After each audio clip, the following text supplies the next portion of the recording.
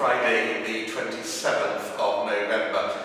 I'm standing here with the Holy Family. Here's my friend Joseph as we set up the crib for Advent. There's no Jesus yet, of course. This is the time of preparation. He'll come later. But throughout Advent, normally we would welcome over 2,500 people to services to prepare for Christmas or to celebrate Christmas. That won't be happening this year, of course. There will be some services that will take place in different ways, but our normal ministry to the city has had to adapt. There are some things which continue throughout the year, and one is the need for food and the need which the people of this city have when sometimes there are no other resources. And St Nick's provides not just donations to the food bank, but also volunteers. Every week, members of the congregation volunteer with the Micah Foodbank, and Ian has joined them recently.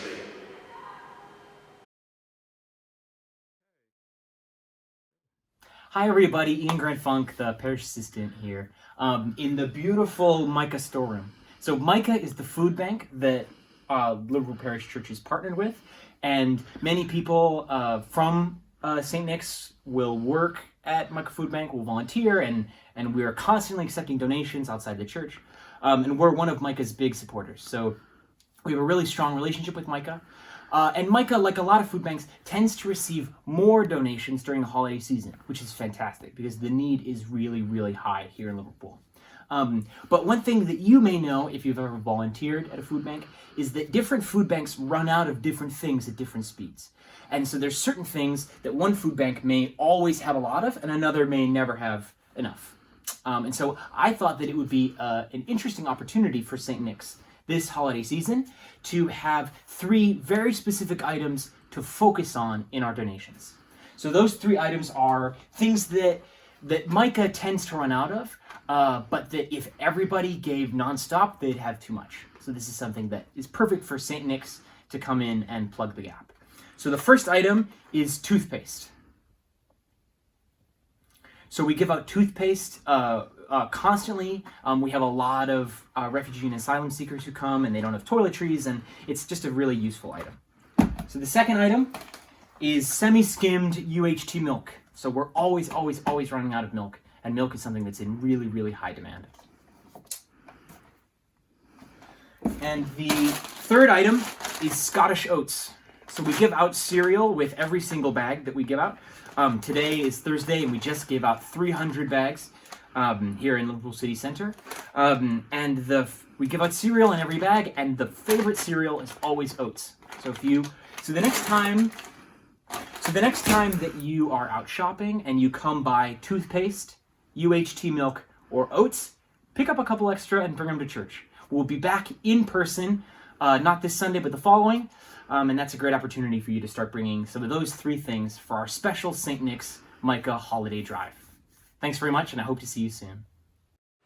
Well, an important part of our Friday Bulletin is to meet the congregation slot. It's going to be different this week because we're saying goodbye to someone. This is Father Ferguson's last weekend with us, and so a bit earlier I spoke to him about his time here. Well, Father Fergus, this is a complete turnabout of what we normally do, isn't it? So normally you're doing the interviewing and you've got some unsuspecting victim. So today I've imposed myself as interviewer and you are the unsuspecting victim as we lead up to your final Sunday at Liverpool Parish Church. And when you first came to Liverpool, what were you expecting, and did we live up to that? Well, I remember I'd actually only been to Liverpool once or twice before. I remember one of them was for a conference. And I remember being very annoyed I hadn't had time to go into the city centre because it was out at Hope or something, I can't remember. So yeah, I think it was at Hope. And I remember as I took a taxi in to get my train from Lime Street, I thought, oh, it's a real shame I didn't get a chance to go into central Liverpool. I don't suppose I'll have a chance to go back there again anytime soon. And of course, you know, only a matter of sort of years later, I did. So I guess it's been a place full of surprises just from that get-go. As you will remember, we were actually past masters at this sort of video discussion again over great distance because I was in South Africa when we sort of negotiated the curacy. So again, there wasn't any chance for me to sort of come and do a low stake sort of scope out of things or arrive incognito or anything. It was just sort of all in at the deep end rather. But certainly I've found Liverpool to be as impressive and as warm and as wonderful as everyone sort of expected. I mean, St Nick's is really unlike any other church in the Church of England, so I don't know whether it's possible to have a any sort of sense of what that was going to be like really beforehand, because it constantly confounds people's preconceptions and things like that in a very good way. So certainly I was expecting something interesting, and I wasn't disappointed in that regard. Well, I know we got something interesting in the curate as well. I remember that WhatsApp call when you were in South Africa, because you had to wait 5 or 10 seconds before you could actually got through. There as it kind of flew across the world. You know, It was completely bizarre. But I mean, other than that, has there been any? This is a really difficult question. You can refuse to answer it if you want. But have there been any individual moments that have really stuck out in your mind from your time with us? Oh well, I mean, I guess it's probably more the kind of the shape of the time there has stuck out to me. Not necessarily the individual, but partly because there's so much that we've done. I mean, it really has been a busy nearly 3 years rather than one that's been sort of an arid desert. So in terms of visiting people has always been a delight. The kind of wedding and baptism ministry, which I've taken the kind of lead role in it at certain moments, has been absolutely fantastic. Preparing groups for confirmation has been a real delight, and getting to know the city centre and getting to know the people really. Each of those encounters have been a highlight, and those have taken the form of very important sort of civic things, sat around sort of gala dinners. It's taken the form of getting to know the homeless community sitting on the streets. Taken the form of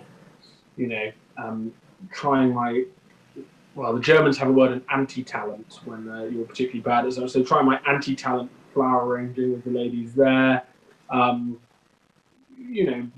Getting to know the wonderful people who do so much kind of behind the scenes. We're at the front.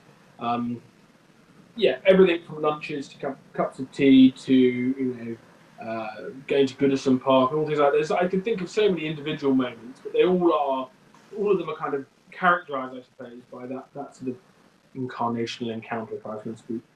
Yeah, and of course, the sad thing is that the funniest ones are probably completely unrepeatable, aren't they? They absolutely are.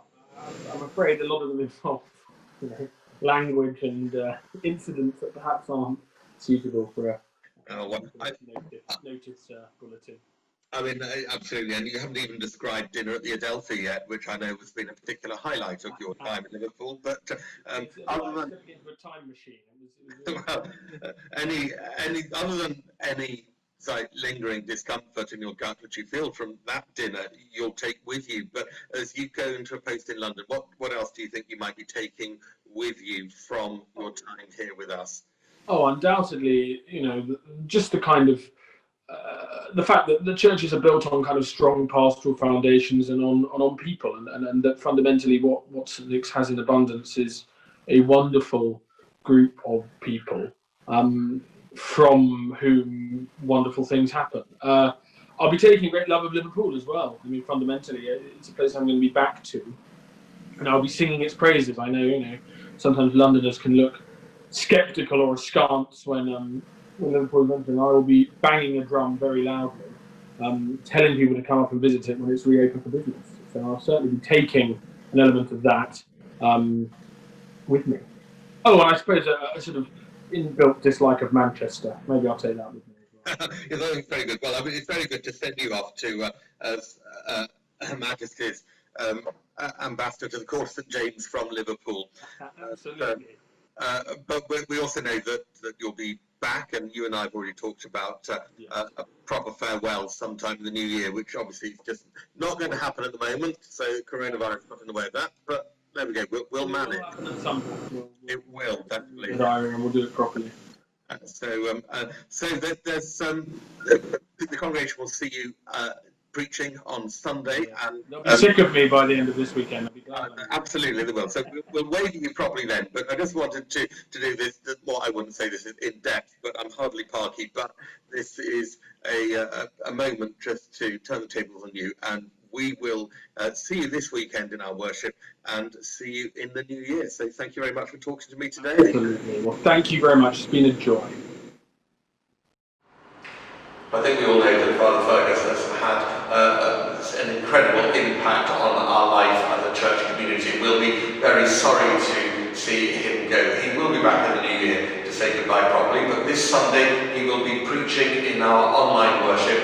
It's very sad that his last Sunday should fall within lockdown, but as we look ahead to next week and coming out in Tier 2, we know that we can begin our preparations for Christmas, both practically as well as spiritually. So this Sunday is the first Sunday of Advent. We'll be lighting the first candle in the Advent crown, and we will be hearing Father Fergus and celebrating with each other, though in our own homes, the coming of Christ and his presence with us. And so in whatever way you worship this in the next few days, I hope you have a very good weekend and you're able to join us at 10 o'clock on our YouTube channel.